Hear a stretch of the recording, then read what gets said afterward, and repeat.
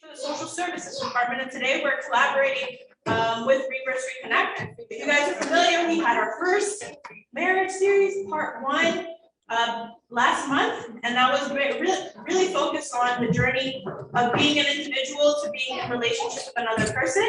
If you guys are interested in that, on our link tree, so there is a QR code on the table. The smaller one has a link to an infographic for our first event, and it has the link to the recording if you guys are interested in watching that.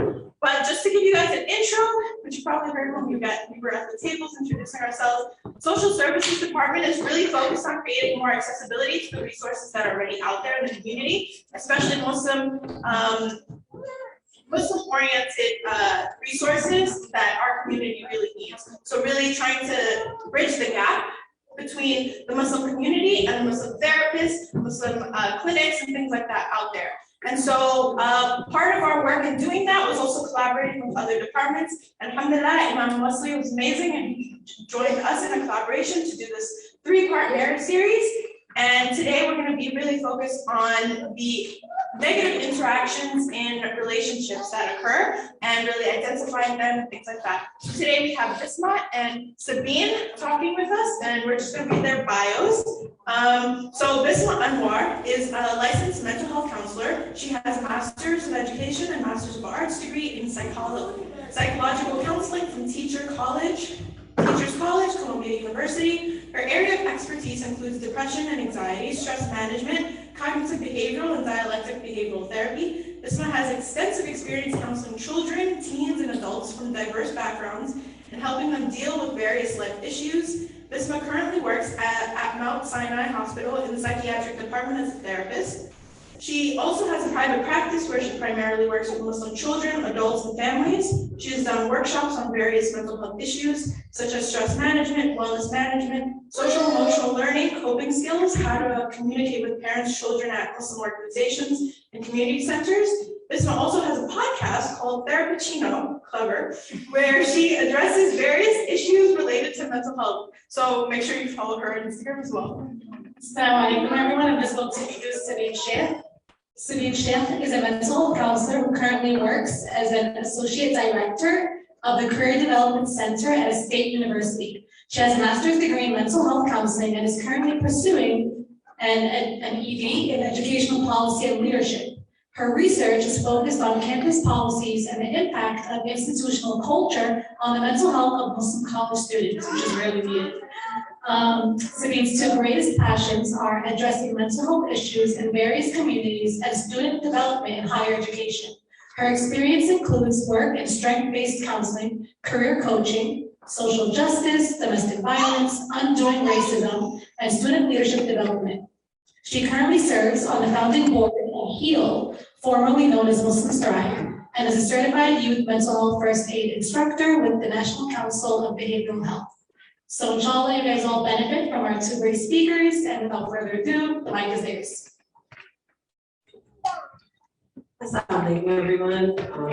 I'm Bisma, and thank you for that wonderful introduction. It's really a pleasure to be here tonight talking to all of you. It's my first time here in this space, and it's absolutely beautiful and very calming. So, yeah. So we're gonna, like they were saying, what we're gonna be talking about today, and sort of the idea of how to avoid negative interactions, and so focusing on positive types of communications. Talking about interpersonal effectiveness, which is the idea that when we interact with each other in our relationships with us, things that we need to keep in mind, and what are some of the ways in which we want to focus on the interaction, being mindful of how we're communicating and trying to stay away from more negative patterns of behavior in the relationship. So the first thing is when we talk about interpersonal effectiveness, this is a concept that's actually developed through dialectical behavioral therapy. And there are 3 aspects to this. One is the objectives effectiveness, which is about getting what you want from another person. Relationship effectiveness, which is about keeping and improving the relationship. And self-respect effectiveness, which is about keeping your own self-respect. And so when there is an interaction then usually one of these are prioritized in that interaction. And for example, with objectives effectiveness, when you are trying to actually obtain your rights, your legitimate rights, getting someone to agree to doing something, it also includes being able to say no to an unwanted request. And I know that's something that a lot of people struggle with. I hear about that a lot, like it's really hard for me to say no.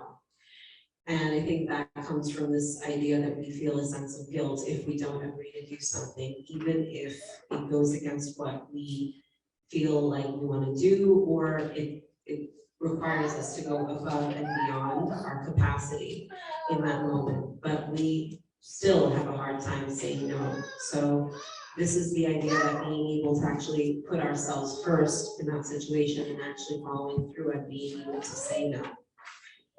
It also has to do with resolving an interpersonal conflict or an issue. So what you want to actually ask yourself is, what do I want? What are some of the results or changes I want to see from this interaction in particular? And what do I have to do to get these results? So it's usually, when we're looking at it from the objectives point of view, we're usually thinking about what is the outcome? What is it that we want to see from this interaction? What do we want to get out of it? Is it that we're asking somebody for something, or are we saying no to a request? With relationships effectiveness, this is about keeping and improving the relationship. So we're putting the relationship first.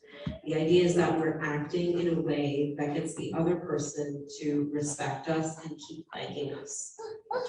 It also has to think about the balance between the short-term and long-term goals of the relationship. So when we prioritize the relationship, we're thinking more about the long-term impact on the relationship and not thinking about just in the short term, what is it that is important to us or what works for us. We're able to look at the big picture, being able to actually step away from what's happening in the moment.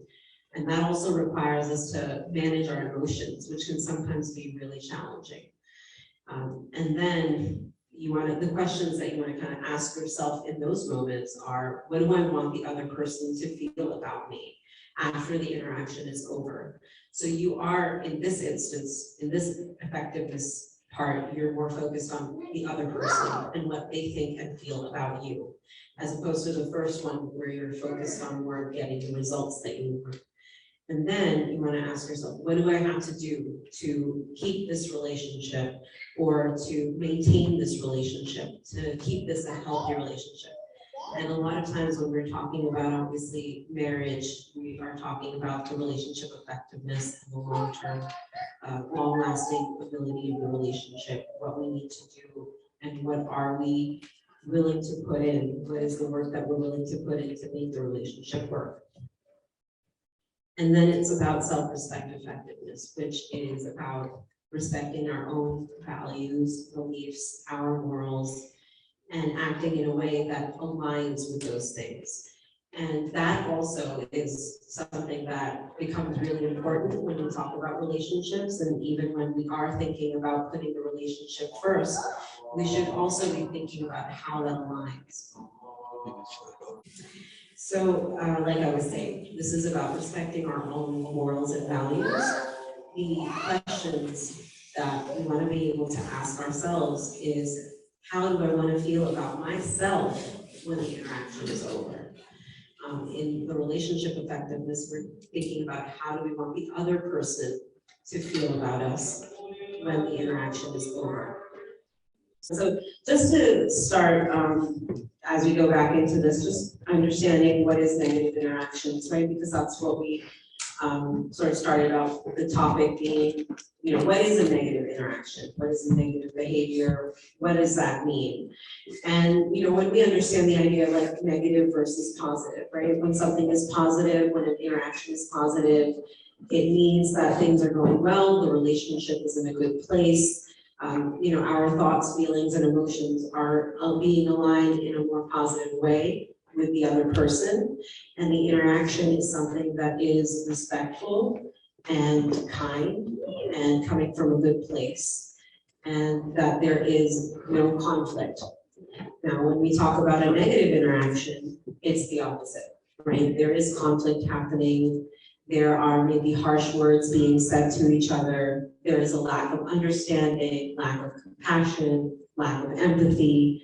Those are all things that combine to having a negative interaction. And oftentimes people will say and do things that could be hurtful to the other person. And everything that we're talking about today is really aligning with how to make the relationship more healthy so that there are more positive interactions. The idea is obviously we can't avoid conflict. It's not about avoiding conflict. Conflict can and will happen, but it's like when a conflict comes up, how do we handle it? And our ability to keep the interactions in a more positive lens really makes a difference on the resolution of the conflict. And I'm going to actually be talking about conflict resolution as well, and I'll just actually get into that and then also recap some of the objectives effectiveness that I had been speaking about earlier. So when we talk about conflict resolution and being able to actually come to some kind of agreement when there is, something going on in the relationship, you want to focus on the problem and not the person. So the idea is that, what is the issue? Let's talk about the issue. Let's not, just kind of hurl insults at each other or say bad things about each other or just be angry with each other. Let's actually focus on what is the problem, what is the issue that we are dealing with. And can we just talk about it? And being able to actually state facts. A lot of times we will just say things as if they are facts, but it's important to actually identify what is a fact and what is our opinion, or what are our thoughts and feelings about what's happening. So being able to focus on the problem in that way helps us actually look at something together rather than at each other and putting the issue onto something else that somebody did or they said. So let's really just focus on what the problem is. Active listening. That's extremely important. And what does active listening mean, right? Because I'm not just saying listening, I'm saying active listening. Now, we live in a world, obviously, where we have, our cell phones on us all the time. We are always connected in some way. There's a lot of distractions. I know I can get distracted at times when I'm trying to have a conversation with someone. I'm talking to all of you, my phone is turned the other way, so I can't see it. If a notification flashes or anything, it's there, it's on silent, right? So I'm actively engaging with all of you, and I see all of you actively engaging and listening to me, and I hope. And if you're not, then that's to do the same. But the idea is that active listening is when you're actually paying attention to the other person, you're looking at them, you're making eye contact. It's about your body language. Are you being receptive and open to hearing them? Or are you looking more defensive? Are you looking angry? Are you looking away? Are you multitasking? Are you doing something else? Are you focusing on something else other than the other person? And if you're doing that, then it's less likely that there's going to be some kind of resolution here, right? Because in order to actually resolve something, we have to pay attention to it. We have to acknowledge it, and we have to pay attention to it. And when we talk about active listening, we're listening to the other person, and we are giving them that space to speak. We're not speaking over them, right? That's another thing that sometimes when we, have a conflict or we're angry or upset, we tend to talk over the other person, and we don't actually take the time to listen to what they're saying. But if, and some of you might say that, well, okay, I will do the active listening, but what about the other person? The idea is to actually model that kind of behavior, right? So if one person is doing it, they're able to say that, listen, I want you to listen to me, because this is how and you model the behavior to them already. So they know what you're talking about. They understand that. And, if they can't actively listen, then you have to say that, listen, maybe we need to table this discussion for now because clearly you can't listen to me right now. I need you to listen and pay attention, just like I'm listening and paying attention to you. And because obviously if you're not being able to respectfully interact, another one that I actually talk a lot about, and this has to do with conflict resolution across the board, right? Not just in relationships and marriage, but also using I statements is really important. And as opposed to you statements. Now, what do I mean by that? I mean that when we go into a conversation and we start with, well, you said this, and you did this, and you said that, the other person is automatically going to become defensive.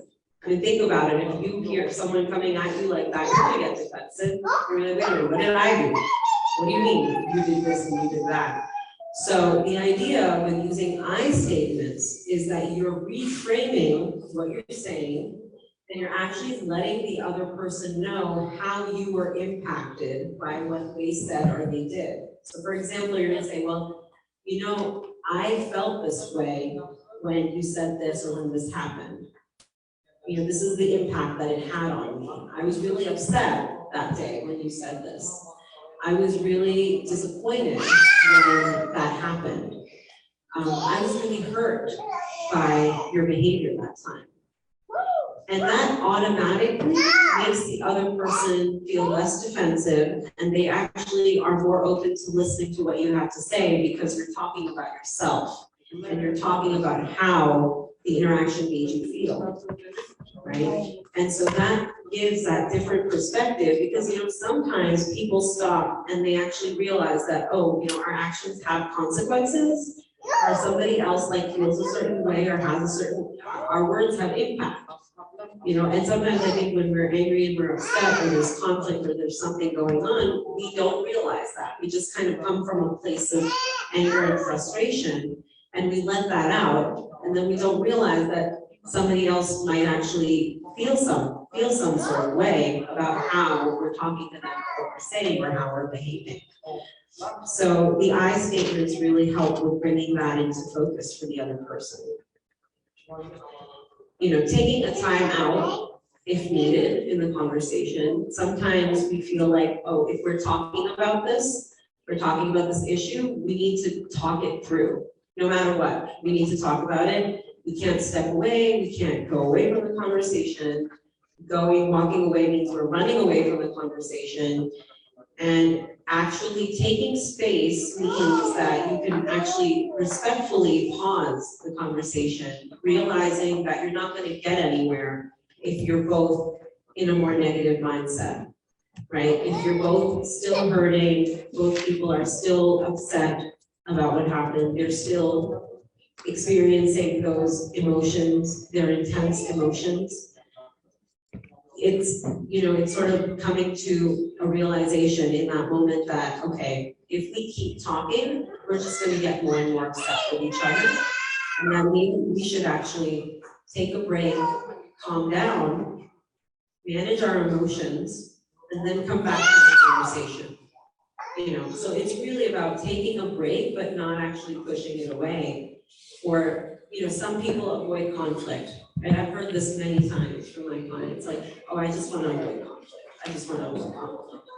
But actually what happens is that they keep building up the resentment inside of themselves. And those negative thoughts and feelings, like, they don't go away. It's sort of like when you put the kettle on the stove and the water is boiling, what's eventually going to happen? The steam's going to come out, right?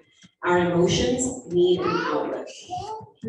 One way or another, they come out. And if we don't do a good job of managing them when they come up, then they come out in unexpected ways. And sometimes they come out in ways that become very embarrassing for us. Or we end up hurting someone that we really care about. So that is why taking the time out becomes really important too. Have that pause in the conversation. And then the last thing that I would say to really think about is to focus on actually getting a resolution to the problem. You know, it's about resolving the issue. Sometimes it might be about, let's agree to disagree on this, because we both clearly are coming from a different perspective on this. So let's just agree that we're not going to agree about this, and it's okay because we are two different people coming from two different perspectives. And I mean, that's that's like one way to resolve something on which you're not going to be on the same page. But other than that, I think this is where you have to think about what can I compromise on. And when I was previously talking about the objective effectiveness, right, and the idea of being able to say no when you need to, or saying yes, and thinking about what is it that you want to get from the other person. So you want to actually get to a place where you're resolving an issue and not carrying it forward and not continuing to let it come between you and the other person, right? Because if you're not going to work on a resolution, then that problem is going to continue one way or another. It might disappear for a little while, but at some point or another, it's going to come back up. And that's actually what you want to avoid. Because at some point that means that you have to talk about it, you have to talk it through. But if you think of these different ways of resolving conflict and being very thoughtful and mindful, I think what happens a lot of times is we get carried away by our emotions, and our thoughts can become really negative. But in order to actually being mindful means that you're present in the moment. You're listening to the other person, you're grounded, you're not letting your thoughts take you away from what's actually happening in the moment. Because our thoughts can actually be something that makes us feel even more angry and upset. When we start to ruminate, we keep thinking about something that happened, what happens? Eventually we get ourselves to a point of being really upset. And that thing didn't just happen, but it's the fact that we keep thinking about it, and we keep letting ourselves ruminate over it. But the idea is to understand that, is ruminating actually getting us anywhere? Is it actually resolving the problem? Is it actually resolving the conflict? And no, it's not. So again, bringing yourself back to using these skills in a way to be able to work through conflict is really important. So I'm actually going to hand it over to Sophie, and she is going to talk us through the next aspect. Thank you, Bisma. So, welcome everybody. I'm going to be talking about domestic violence, which is a little bit of a shift from what Bisma was talking about, because she was talking more about interpersonal effectiveness and how to really talk through within relationships that get your point across. Does somebody want to tell everybody what is domestic violence? So I can sit here and read a definition, but I want to know what you all think it is. It could be physical, it could be verbally, So it could be physical violence, right? Yeah. It could be verbal abuse. How do we know when something, what categorizes something as domestic violence?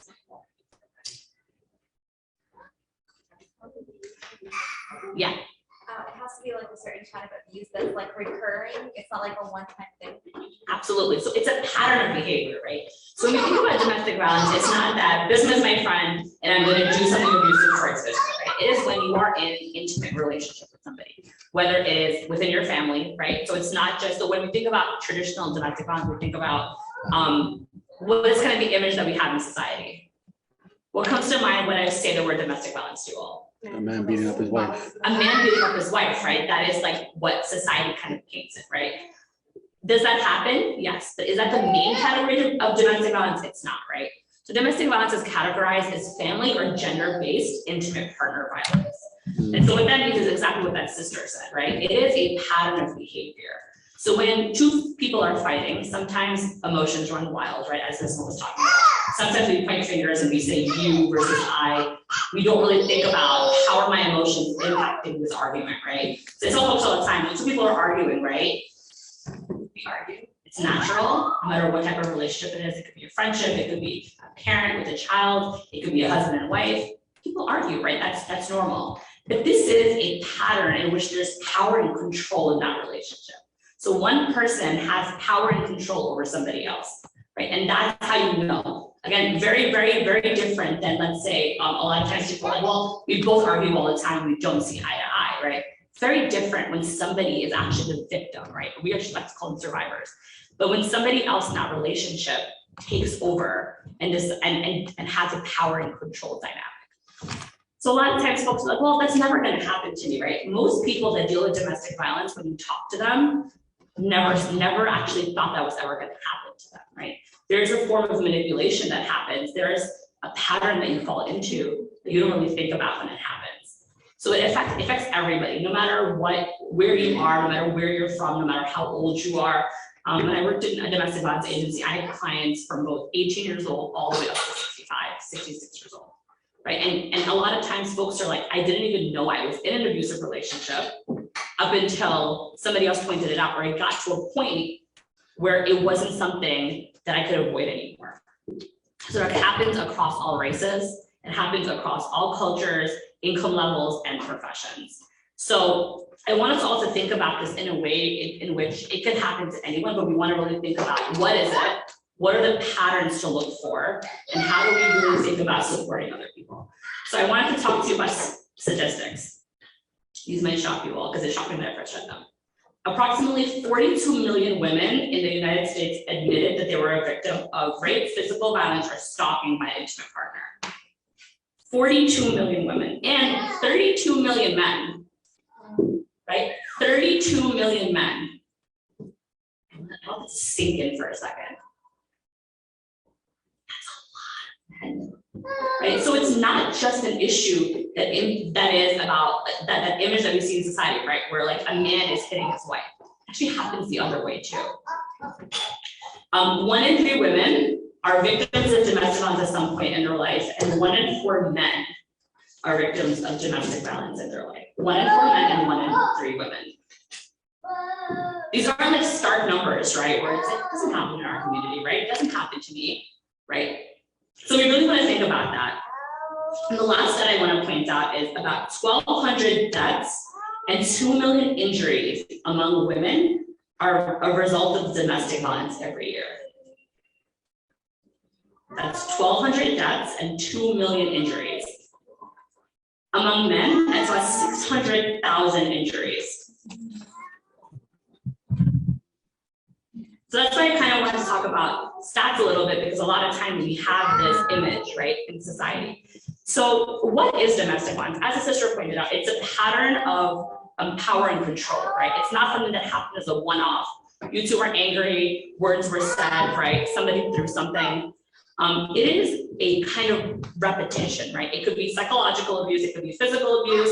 Physical is the one that we typically think about. It could also be sexual abuse, economic abuse.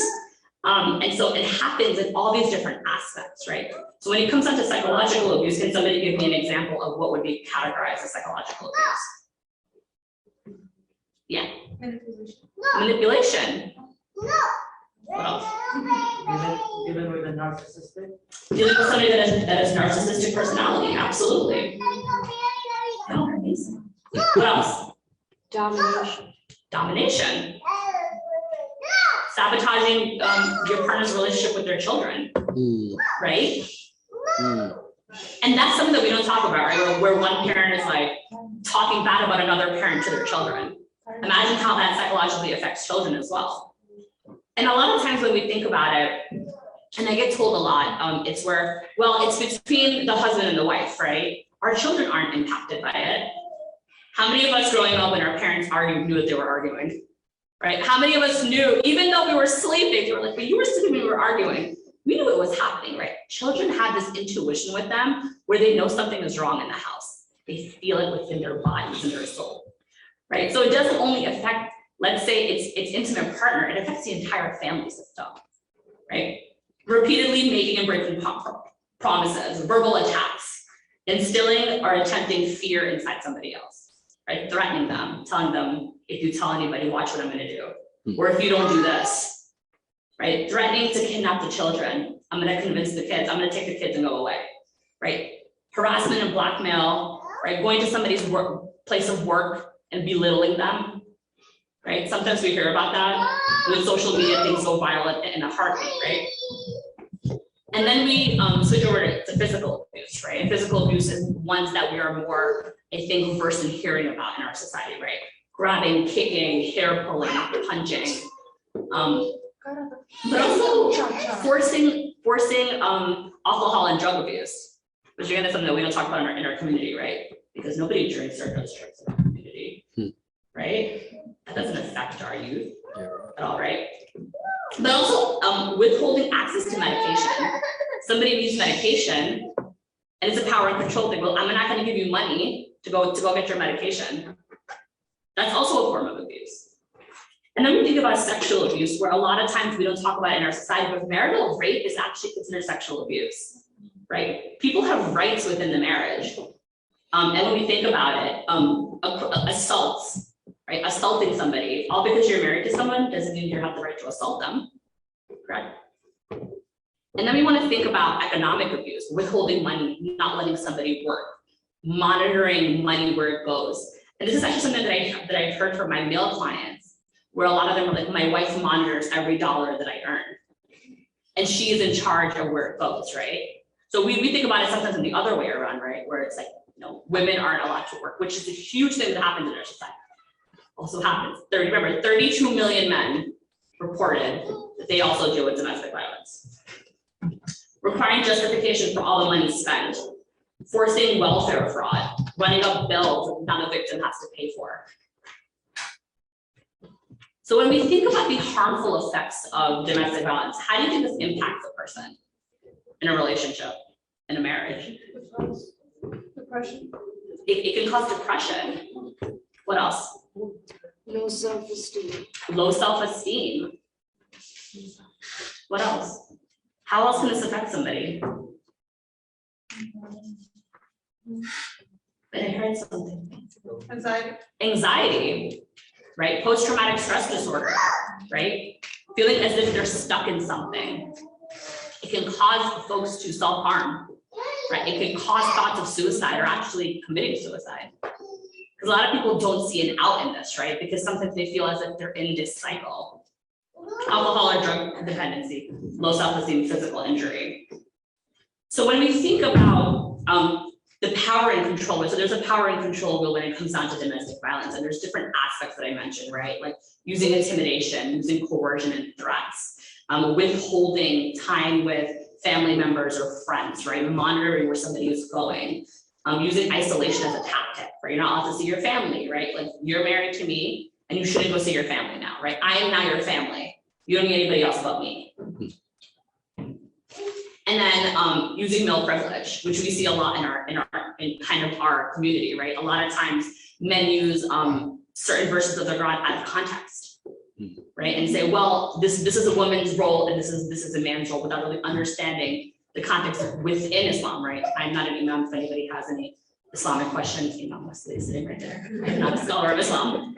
However, folks do use Islam as a huge power and control tactic, right? They use Islam, they use what in their heads, what they're trying to do is they're trying to manipulate what the verses and ayahs say, right? And use it against somebody, especially if they make the person believe I have more Islamic knowledge than you. You don't know this, but I know this, right? I did X, Y, and Z, and you didn't learn it. And then withholding them from learning about it. I don't want us to all be driven by it. Not every relationship is a domestic violence relationship. But it's about understanding patterns, right? And understanding it, because this is not something that happens very rarely, right? It's not something that we don't hear about. Actually, it's a pretty common instance that happens. So when somebody is in a violent relationship, there is a cycle of violence that tends to happen, which a lot of times the person that is the victim in the violence doesn't realize what's happening to them. So there's a buildup of tension, right, where things are happening, there's heated arguments, there's delayed anger, and then it's actually when the violence occurs, right? It could be economic, it could be physical, it could be psychological, it could be sexual. And then after that happens, there's like a honeymoon period, right? Where the person will be so sweet and nice and gets gifts and flowers. And they'll be like, no, you made me do that, right? If only you didn't burn the food, if only you just earned more money. Right? If only you did X and Y, I wouldn't have to do that, honey. Right? I love you so much. Right? And things will be calm for a while, and the person will be like, wait, maybe it is my fault, right? Maybe if I just, dressed better, made more money, got a better job, cooked better food, right? Spend less time with my friends and family, so and so, my husband or my wife would love me more. And then we go back to the sex cycle of violence, right? And it's like that sister mentioned, it's a pattern of behavior that happens. Right? It's not something one-off where you have an argument with somebody. So what are some barriers, right? So a lot of us thinking about this are probably like, well, why doesn't somebody just leave, right? you're dealing with all there's so much abuse happening. So there's a lot of reasons why people don't leave. The first one is a lot of folks don't realize when they're in a domestic violence situation, when they're in an intimate partner or family violence situation. Some people are scared. They're scared, right? Like fear is really debilitating sometimes, right? Can we think of a time where we were really scared about something? How debilitating does that feel? You're always worried about it, you're always thinking about it. And there's economic dependency, right? A lot of folks don't have money, right? A huge part of the violence in the relationship was lack of money, lack of funds, lack of the ability to go to school. Then we have religion and cultural pressure, right? I don't want to get a divorce. I don't want to leave them. It's going to look bad. What is the society going to say? I'm never going to get married again after this, right? If you have children, it's like, my children aren't going to have two parents anymore. What if, you know, like and then my children are going to blame me, right, for breaking up the family and the household. Sometimes there's a lack of support from the family, right? And I see this a lot where families are like, just stay with them. People make mistakes, right? You know, talk to somebody, go talk to any member, it's gonna be okay. And so some people feel embarrassed to even admit it, right? I know a lot of folks that are, like especially those that are like, you know, I'm really high power, I have this great job, I'm like the CEO of a company, how does this happen to me? If I decide to leave or do something, someone's gonna find out what happens to my status. So there's a lot of things that happen that are barriers, right? So for us on the outside, sometimes it's easy for us to be like, well, you can just get up and walk away, right? You know you're going through something. It's actually really difficult. It's really difficult for somebody that's in that abusive relationship, because we talked about all the mental health impacts of it, right? The depression, the anxiety, for us to actually get up and decide that we're gonna walk away, the low self-esteem like that sister mentioned. So we really want to think about how we can support those folks within our community. Because as we mentioned, there's really a lot of common reactions to domestic violence. So what are some traits and characteristics that would be really important for us to kind of look out for? And again, I don't want folks to walk around now with what I call med school syndrome, right? Where it's like, now I learned about this. No, everybody's going to be a violent offender because Sister Sabine said this, right? Please don't do this, right? I'm begging you, because a lot of times it happens, right? When we go to school for something, we are now the experts in it, right? But someone that has low frustration tolerance, everything kind of gets them mad, right? Every little thing is really just like annoying them. Don't look at each other, right? Again, you have to have multiple characteristics, patterns of behavior, y'all. Someone that's really impulsive, right? Because I see you all looking at each other, I see people nudging each other. I find this hilarious, y'all are good. Emotional liability or depression, right? Some folks that have a mental health issue that has been undiagnosed, that they've never sought treatment for, can also increase that. Childhood abuse, right? Childhood abuse can also cause someone to be abusive. Someone who's feeling really isolated and lonely all the time. Someone that's overly sensitive. Somebody that tends to blame others for things. Someone that has a history of violence. I'm not saying that if somebody has a history of violence before, it's going to be violent again, but that is actually a risk factor. Someone that's obsessed with like violent themes about things. Someone that doesn't take somebody else's thoughts into perspective. Someone that's a pathological liar, right? So these are things that you want to like kind of think through and watch out for. Please don't go out and think that everybody is not good. But also jealousy, right? Jealousy, controlling behavior, unrealistic expectations, right? Like I expect a 7-course meal on the table every single day, or I want you to make a 6-figure salary so we can live this lavish lifestyle. Isolation, blaming other people for their problems. Cruelty to animals or children. That's also a big one. So I want you all to kind of think about these kind of patterns of behavior and commonalities, right? So what are some commonalities in folks that do have abusive tendencies? They don't understand other people's emotions or how their actions affect somebody else. They tend to isolate the partner, right? Why do you have to hang out with your friends? Be with me. Am I not enough for you?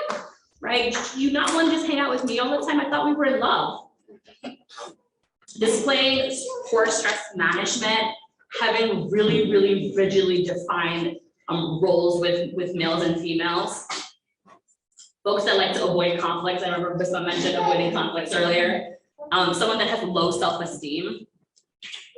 Someone that accepts the idea of violence, that's okay with it, right? So you're noticing these things where like something happens and they're like, yeah, maybe that person deserved to get this and that's happening to them, right? Not really being able to empathize with other people. So I want you all to kind of think about these warning signs and look for other people and be open and empathetic. Because again, like I mentioned, this happens to you regardless of your race, your gender, your ethnicity, your like wealth level, your class.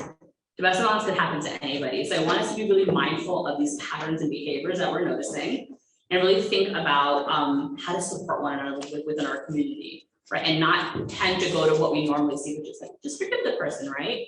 But how do we really think about going to social services within massages and talking to our counselors and our marriage and family therapists about whether is this something that we can work through in therapy, or is this something that is an abusive relationship?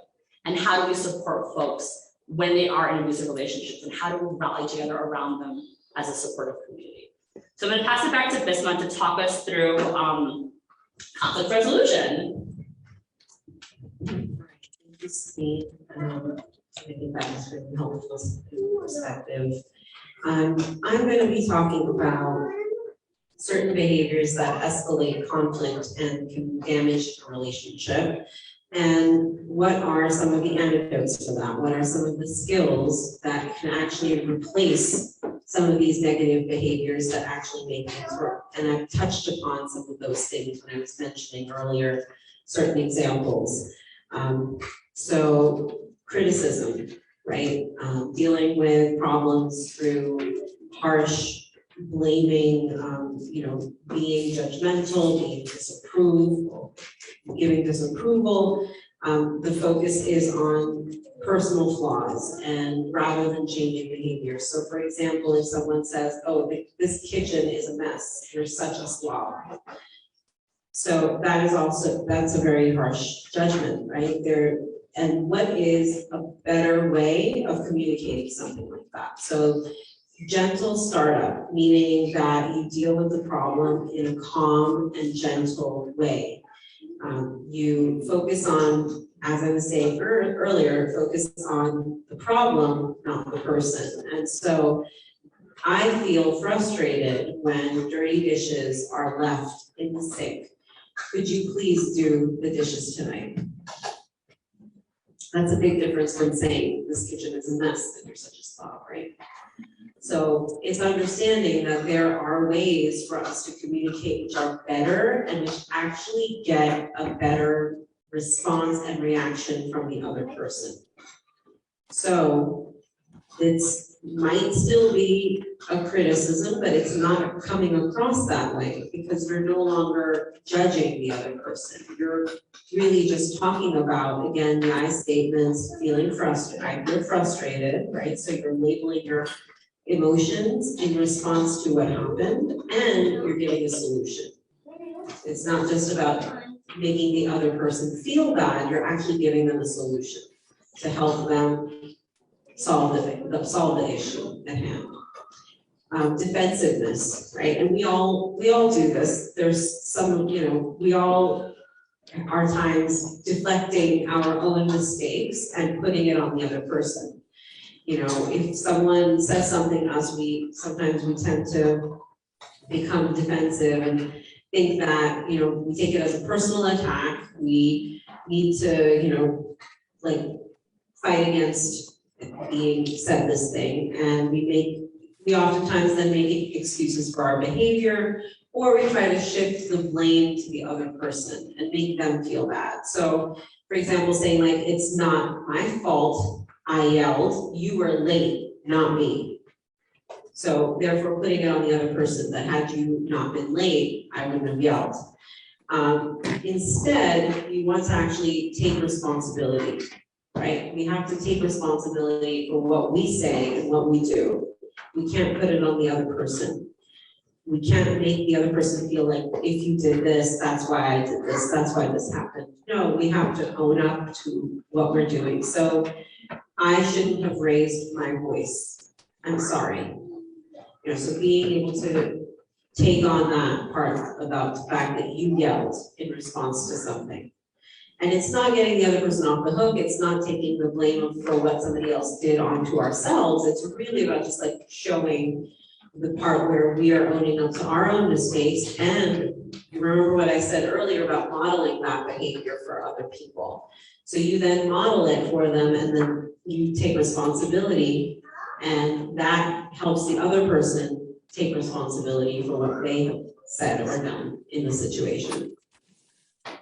Coming across with contempt, showing your anger, being hostile towards your partner, showing the sense of feeling, disgust or disapproval, having, being insulting towards the other person, putting them down, hitting them where it hurts, impacting their self-esteem, saying things about them, mocking them, being sarcastic. All those things are very hurtful, and what should be actually done is, in order to foster a healthy relationship, actually show fondness. Oftentimes we're very quick to say what's wrong with someone. We're very quick to tell them what's wrong, and we never actually appreciate each other for the positive traits that we have, for the positive things that we do. When was the last time we said thank you to someone who did something nice for us? But if they did, the minute they miss it or they fall short of our expectation, that's it. We're very quick to tell them what they did wrong. But we never appreciate when somebody does something for us. And we should. Even if we feel like, okay, in this relationship, we should expect that. I mean, of course, like I expect them to do this for me. No, it's an understanding that we are doing this for each other, that this is a relationship. We are showing love and kindness and understanding and compassion towards each other. And so it's very important that we also say those positive things to each other. We show appreciation, we show gratitude towards each other. Stonewalling, this is another one. And this is usually when someone shuts down completely in a conversation. And this is not what I was talking about earlier when you take the time out. This is not that. This is like actually just cutting off communication to hurt the other person, to make the other person feel bad. And sometimes it's because we feel so overwhelmed, but we handle it instead of saying like, let's come back to this after a while, after we've managed our emotions, we actually come at it from another angle and we say, no, I don't want to talk about this anymore. That's it. This is upsetting for me. I don't like this conversation. I'm not talking about this anymore. This is it. And so you're kind of like leaving the other person with an ultimatum as well, and not letting them actually talk about things and say things. You're just shutting it down completely, and oftentimes the problem will not get resolved and you'll keep having an issue. And the way to do that is actually what I was saying earlier, when you take a time out. So some of the things that you can do is engage in more self-soothing, in calming yourself down. I recommend a lot of people to do like guided meditations and mindfulness activities. These have to do with sometimes engaging deep breathing exercises. There's so many apps out there to do that now, and those are ways to actually make ourselves feel calmer. You'll be surprised when you're angry and upset and you take a few deep breaths, it actually does help you feel calmer. It slows down your heart rate. It actually gives you a little bit of a pause, and then you realize that your anger, instead of escalating, it starts actually coming down because you've given yourself a little bit of a break. And and that helps to even bring a pause in the conversation so that you're able to come back to it with a sense of, okay, this is something that we need to talk about and continue to talk about, and be able to keep that conversation going. So these are some of the skills that I think will be really helpful moving forward. That is it for our lecture part of the evening, but we wanted to move on to the Q&A. So if anyone has a question for either Sabine or myself covering anything that we've talked about or something that you're wanting to ask, a question that you want to ask based on this topic, please feel free to ask us now.